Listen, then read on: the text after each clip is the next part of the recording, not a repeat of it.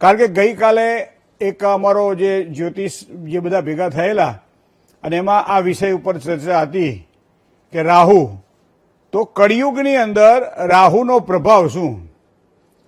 ત્યારે એક વસ્તુ જોઈ કે દરેક જગ્યાએ જ્યાં જ્યાં તમને રાહુ જોવા મળે ત્યાં કળિયુગના તમને દર્શન થાય. એટલે મતલબ સ્વાર્થના તમને દર્શન થાય અને સગા સૌ સ્વાર્થના. એટલે કેવું, જીવન આની જાની છાયા, જૂઠી કાયા જૂઠી માયા, ફિર કાહે કો સારી ઉમરિયા, પાપ કી ગઠરી ઢોએ, તો સુખ કે સબ સાથી દુઃખ મેં ન કોઈ. તો આ સુખ અને દુઃખ મનમાં ન આણીએ, ઘટ સાથે રે ઘડિયા ટાળ્યા, તે કોઈના નવ ટળે રઘુનાથના જડિયા. તો આ સુખ દુઃખની વ્યાખ્યાને જ્યોતિષમાં રાહુના આધારે કઈ રીતે જોવાય એની બહુ ચર્ચા સરસ રીતે ગઈકાલે થઈ.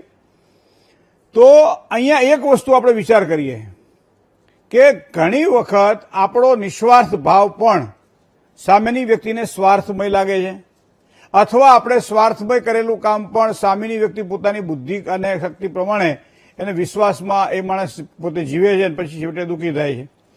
તો અહીંયા જ્યોતિષની સાથે જે સંબંધો જે છે એ સંબંધોમાં સ્વાર્થના સંબંધો કે નિસ્વાર્થના સંબંધો હોય. કોની કોની સાથે નિસ્વાર્થના સંબંધો હોય તો એમ કહેવાય છે કે માતા અને પિતાની સાથે બાળકના સંબંધો મોટાભાગે નિષ્ણાત જોવા મળે છે.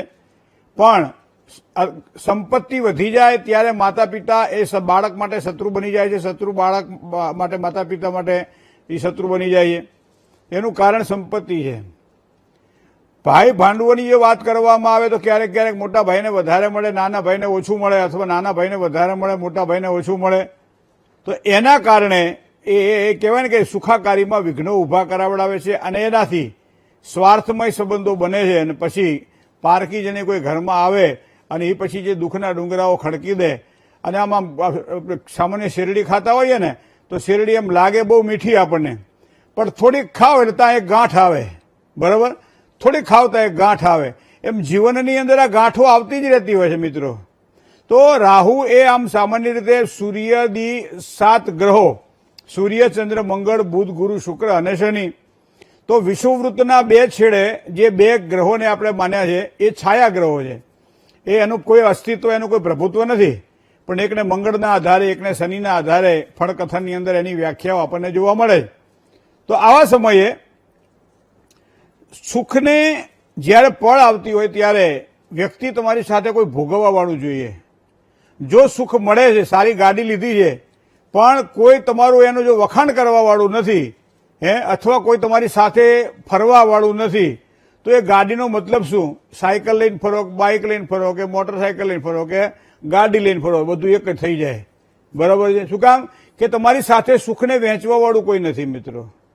સુખને વહેંચવાવાળું હોય ને તો બહુ મજા આવે. બહેનો જ્યારે ખાસ કરીને લગ્ન ગાળો હોય અને એવા સમયે સરસ મજાના શણગાર સજે અને કોઈ ગળામાં શું પહેર્યું છે, હાથમાં શું પહેર્યું છે, કાંડામાં શું પહેર્યું છે, ગળામાં શું પહેર્યું, બધું જોવે અને પછી કોઈક વખાણ કરે.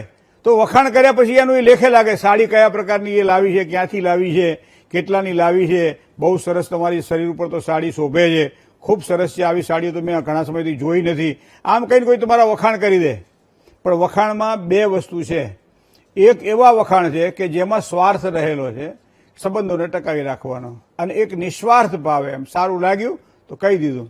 ક્યારેય પુષ્પને પોતાની સુગંધને ફેલાવવા માટે કોઈ પણ વ્યક્તિના આશ્વાસનની જરૂર નથી હોતી. એ તો ઉગે એટલે એના પુષ્પનું એનું ફોરમ આવે છે. એ જ રીતે અહીંયા સંબંધોની જો વાત કરવામાં આવે તો આ 2 ભાગ છે, એક કેતુનો ભાગ છે અને એક રાહુનો ભાગ છે. અને કળિયુગની અંદર આ 2 ભાગને જ પ્રભુત્વ આપવામાં આવે છે. આ 2 ભાગ જ તમે જોઈ લો.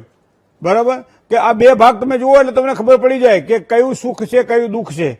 હવે કુંડળીની અંદર એમ કહેવાય છે કે કોઈ પણ વસ્તુ જ્યારે જોવાની હોય ત્યારે એક જ વસ્તુને ખાલી આપણે ધ્યાનમાં રાખવાની. કઈ વસ્તુને ધ્યાનમાં રાખવાની છે?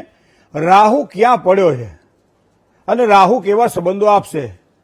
હવે કોઈ પણ છોકરી જોવા માટે છોકરાવાળા જાય અને એવા સમયે છોકરીવાળા એમ કહે કે ભાઈ અમને છોકરો ગમે છે, અને પછી છોકરાવાળાએ અડધો કલાક, કલાક, 1.5 કલાક સુધી મીટિંગ ચાલે, ખાય પીવે, મજા કરે, થોડી વાતો કરે, અને પછી કે ભાઈ અમને આ છોકરી ગમે છે, છોકરો ગમે છે.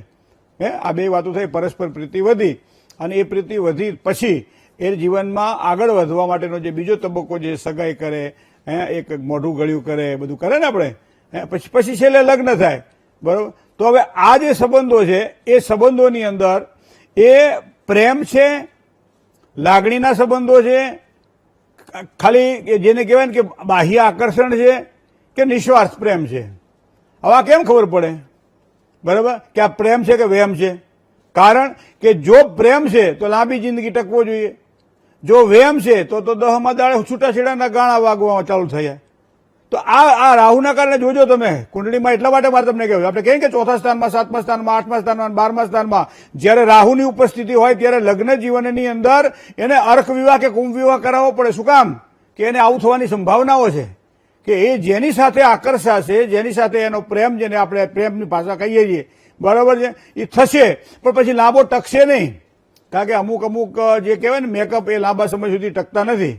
એ જ પ્રમાણે કુંડળીની અંદર જો જોવા જઈએ તો 7મા ભાવને વાત કરીએ, 7મા ભાવથી 11મા ભાવની વાત કરીએ તો આ બધા જ સંબંધો સારા. આમ 11મો ભાવ છે ને એ આમ ભીડતાનો ભાવ છે, 7મો ભાવ દાંપત્યનો ભાવ છે, 3જો ભાવ એ ભાઈ ભાંડુઓનો ભાવ છે, બરાબર. અને એમાં પાસે ચંદ્ર અને શુક્ર જેવા ગ્રહો જ્યારે પાવરફુલ હોય ત્યારે એ સારા સંબંધો આપે, મીઠા સંબંધો આપે, દીર્ઘસૂત્રીય સંબંધો આપે. ભાઈની સાથે કદાચ બગડી જાય તો બગડી જાય, પણ પાછો પ્રસંગ આવે બધા ભેગા થઈ જાય.